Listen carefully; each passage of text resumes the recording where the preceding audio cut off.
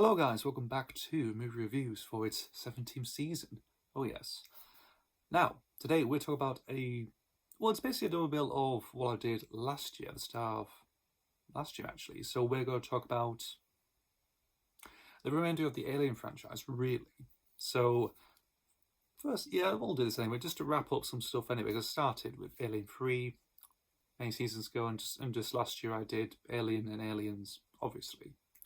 So it's time to wrap up, this sort of collection really of just simply just alien films really. So I'm not going to do AVP or anything like that, so people have done it before, so fair enough.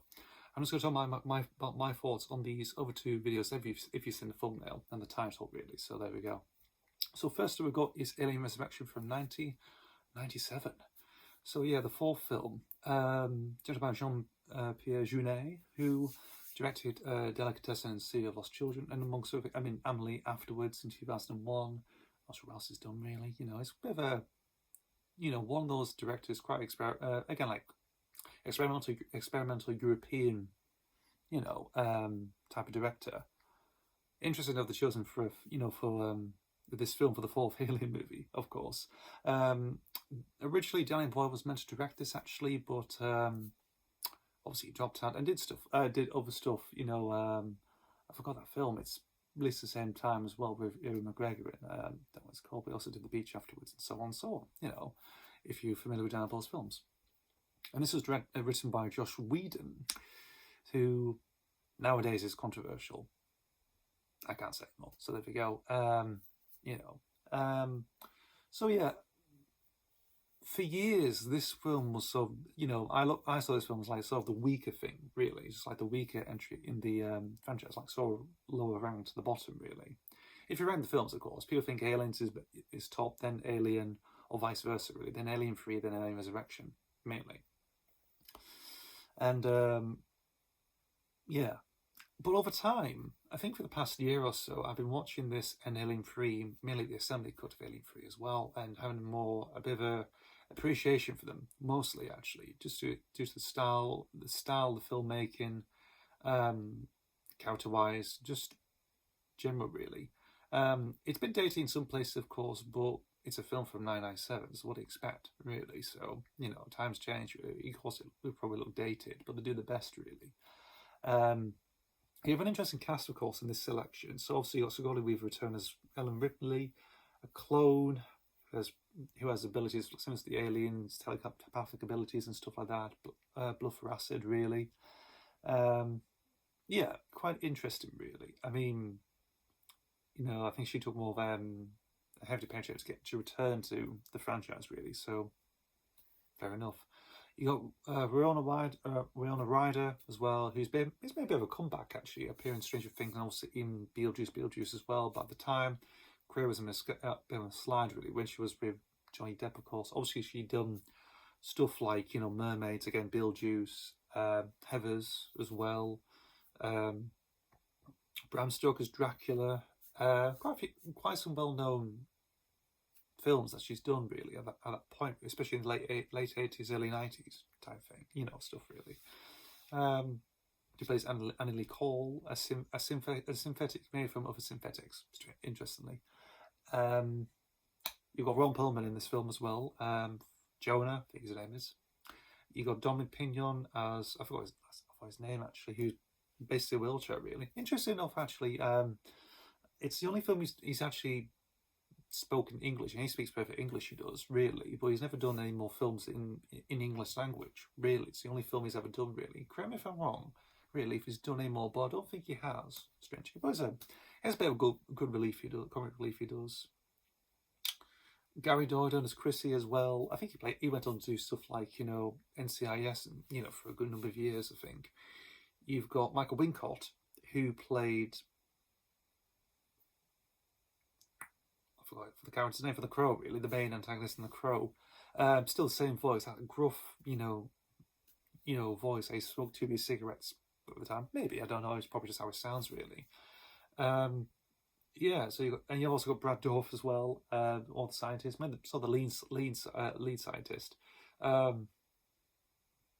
think about the film, actually, of course, he's trying to make out with Xenomorph between glass, strangely enough. I think there might be some weird outtakes or something like that, I don't know, of him trying to, like, be, a bit freaky with a Xenomorph, interestingly. J.J. Freeman in it as well. It's got decent characters, a lot of people, unknown, actors, really, but they do the perfect job, really. Basically, Ellen Ripley's been resurrected, 200, 300 years later after the events of Alien 3, and obviously her DNA is spliced with the Alien Queen, so there's this hybrid, really. And the scientist who, working for, which is supposed to be Walmart now, because Whale in Eternity got bought up by Walmart, strangely. I mean, it's a Josh Whedon script after all, so there we go.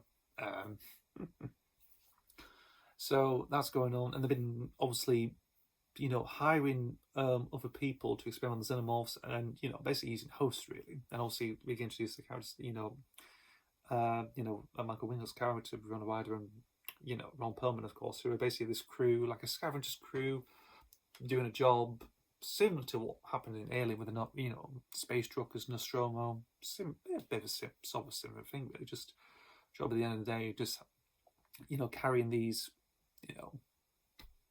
hosts to give birth to xenomorphs, really.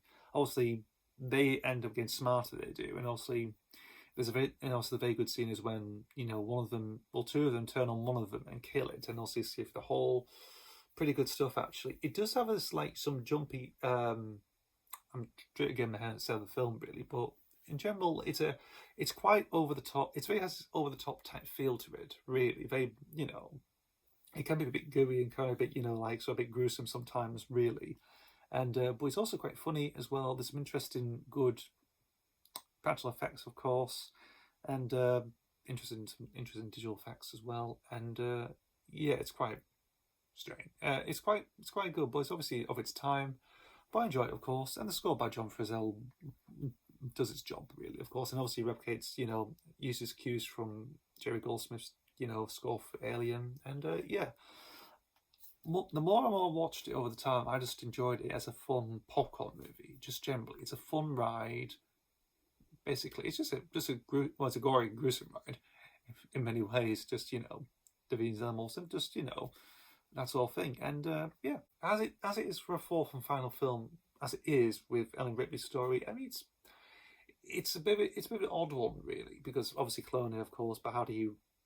She was going for the third one. It's supposed to be the very end. The end of it, really. A bit of a dark ending to that one, I say. And but there we go. That's Alien Resurrection from 1997. Now we move on to, well, a current film, actually, of course, from released this year, which is obviously Alien Romulus. Now, I was interested by this film, actually, because, we're getting actually a proper Alien movie, we are. With Covenant in 2017, which I've seen, and I would say, in terms of Alien films, that's the worst film. That is the worst film. Give me the Quad trilogy any day. Give me Alien Resurrection, really. Any day, really. That one. Oh, boy. Whew. What we end up getting is a film set between the first one and the second one, really. So it's an in-between film. It's more leaning towards the first one, with some stuff, maybe a bit of, with a bit of other scenes and dialogue from Aliens, really. This is directed by Freddy Alvarez, who caught my attention when he directed the Evil Dead remake in 2013. I was in bits of that. I need to really watch that film again. He did Don't Breathe as well. I think it's a sequel as well. So it's done pretty. He had a bit of a high profile coming out. He did, and obviously him directing a film, that's interesting. Obviously, I've seen some behind the scenes stuff, of course, and one of the things I remember seeing of him was with I think it's him with a Remote Control face-off, of course, done by the Weta Workshop, really, in New Zealand, Peter Jackson's company. I thought, oh, now that's interesting. Benjamin Wallfish is who did the score, who I think did the 2 hit movies he did, actually. Production designs are really good, very reminiscent of mainly Alien, really, of the 79 film. It captures that 79 look, it does, really. So they capture, its mood, its lighting, set design, everything else, really.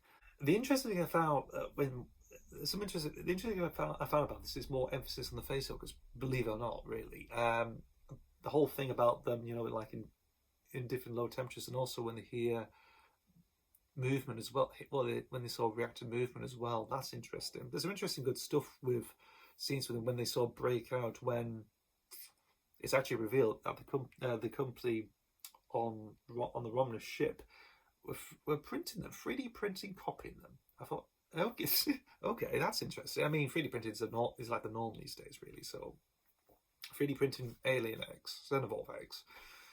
Okay. And and you have like a barrage of face holders. That's interesting. I'll probably just give, if people don't like them, hate them, scared of them, brace yourself. You saw that in the cinema. I thought, and that jump scare when they saw, you can see little ones pop. You see them pop out the chute out of a vent, and one of them just goes like that against the glass. I thought, yeah, that's proper that's jump scares type stuff. That got me first time I watched it. Maybe again on the second rewatch, because he just comes out of nowhere. He does. Interesting. Good stuff. And yeah, it does carry the sort of the gore that you probably expect from, from an alien film, really. It's toned down here. It's rated 15 anyway, strangely. I thought it'd be rated 18. There might be extended cut or like a later on. I don't know. Maybe. We'll see. That's interesting. Also, you've got the sort of iconic red image. If you've seen the poster of images, it does emphasise what film you might expect, really. If you feel like, yes, this is about this, really, that sort of thing. And yeah, interesting, really. I had a good time with it, really. Now, the things that sort of make it questionable. First things first, spoilers. You've got someone representing Ian Holm as Ash. So we're doing more of that mocap, an actor pretend to be a dead actor. You had that sort of thing with Peter Cushing in Rogue One, which I mentioned in the last series. You also have stuff like Indiana Jones and the Dial of Destiny as well, again from the last series as well. And here we have Ian Holm. I think he died a couple of years ago he did, actually. And obviously him to replicate, how he looked in 79 as Ash as well. And stuff to replicate his voice. I think it might be an impersonation. I'm not sure it's AI. I'm not too sure. But also it ties back to, obviously it's set between after Alien, and also you get the original xenomorph, the original alien creature hanging down from a seat, from a seat like it's hung. I thought, oh, okay. So they're tying to that, and also the whole thing about the Prometheus experiment thing. That again ties back to Ridley Scott's Prometheus, side thing, really. And okay, and then then it gets free. Then it gets weird. It does, with the whole thing of when one of the crewmates gets crapped and also revealed that she's pregnant. Obviously they get she gets taken by the xenomorph anyway, and ends up sort of cocooned. But they sort of rescue her, but put the gene thing in, and then gives birth to she gives birth to an egg first, and slides up and it has a baby face in it. Okay, and then burns down into the gantries below the Romulus ship. Interesting. Then it becomes a Wendigo. It becomes a Wendigo. I thought, okay, yeah, that's interesting. Okay, it comes Until Dawn or something like a space age monster that's not really an alien film. Okay, strange. Yeah, that baffles me all the time. And the ending leads off similar to Alien, basically. And yeah, voice record. Yeah, it borrows tropes from that whole thing, the pulsar rifles. That's sort of, if you've seen it, you probably know. It's like, I could probably explain it more, really. Yeah, Alien Romulus. It's good, actually. I like the direction, the style of it. Really good stuff. It feels a proper Alien film. It's just that towards the end of the third act, it sort of curtails a bit out of the way. It does. It sort of becomes a bit like Alien Resurrection with a freaking Wendigo in. So there we go.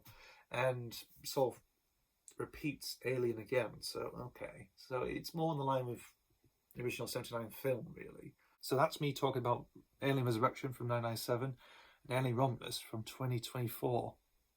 There we go, guys. Right, I'll see you for the next video.